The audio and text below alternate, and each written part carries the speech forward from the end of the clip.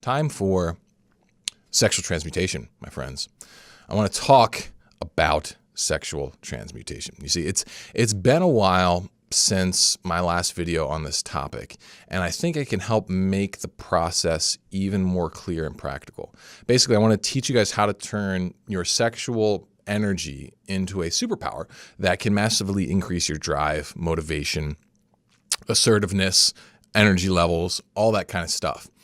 And I'm going to teach you the simplest approach that I know of. And it's really kind of like a mindset more than anything, with a little understanding of like what actually happens. And it doesn't require any kind of weird ass esoteric energy practices. You don't need to breathe into your balls. You don't need to awaken Kundalini. Like, you don't need to do yoga or any kind of crap like that most people do. You don't even necessarily need to practice like extreme semen retention or whatever. It's just not necessary as far as I can tell. What I want to teach you guys is something very straightforward, insanely powerful, and really something that you're built to do. In my mind, sexual transmutation is like the most natural thing that a man can do. So if we were going to go back and look at our ancestor, okay, young male in a hunter-gatherer society, okay, and this young male, because he's got testosterone flowing through his system, he's horny, okay, he wants to have sex. Now, what are his options, okay? If he's, say he's in his teens or something like that, or early 20s, depends on how his culture works. His options, if you want to have sex, is he can go rape someone. People certainly did that, but let's say we're not going to walk the dark side here, okay? What could he do instead? Well, he would have to essentially raise his status in his community, right?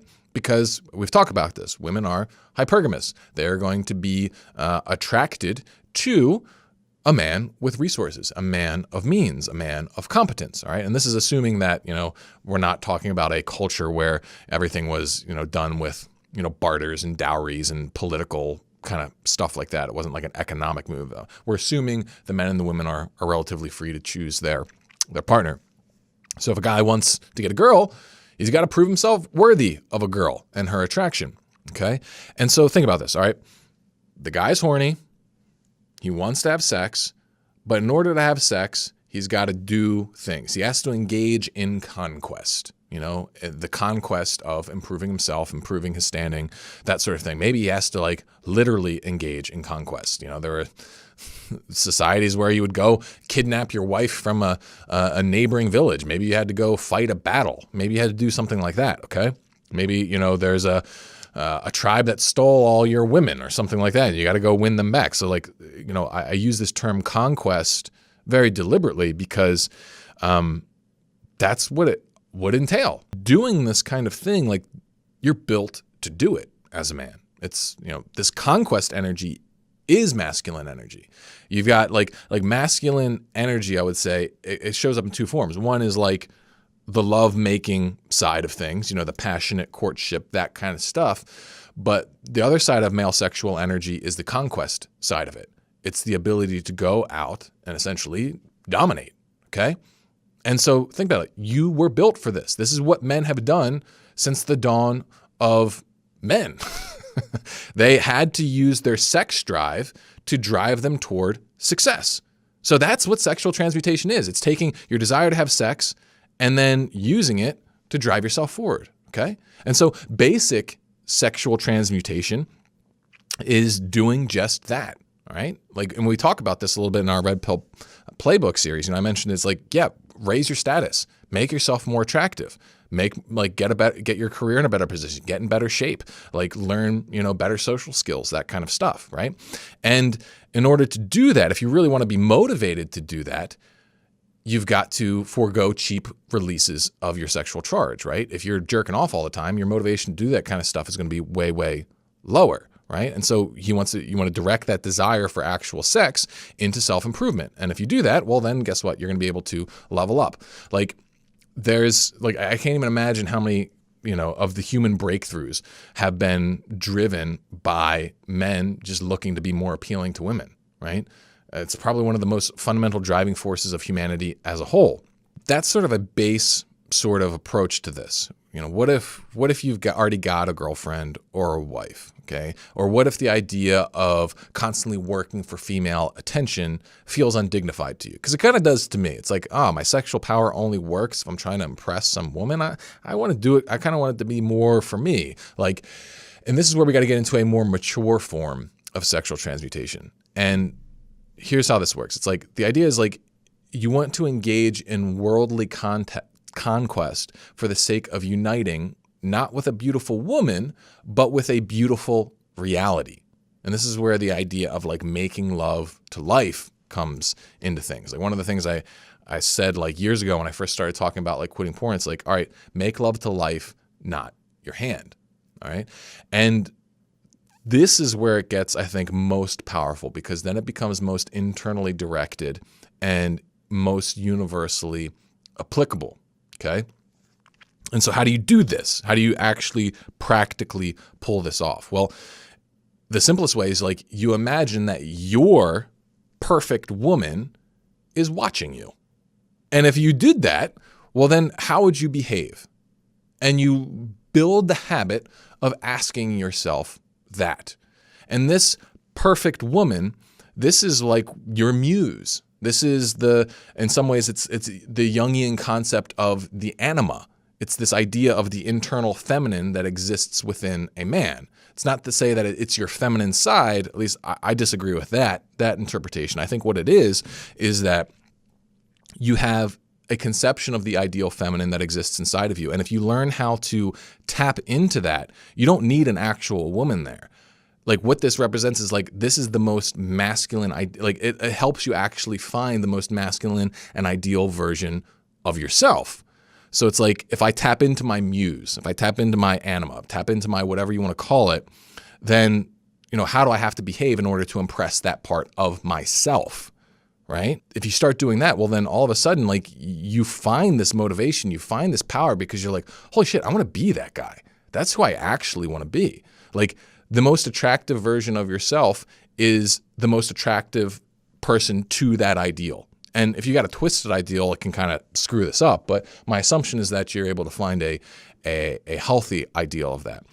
And this is something that's shown up in culture a lot. Like one of the most popular, I think the most widely sold, like most highest grossing, like manga, anime sort of story is this thing called One Piece.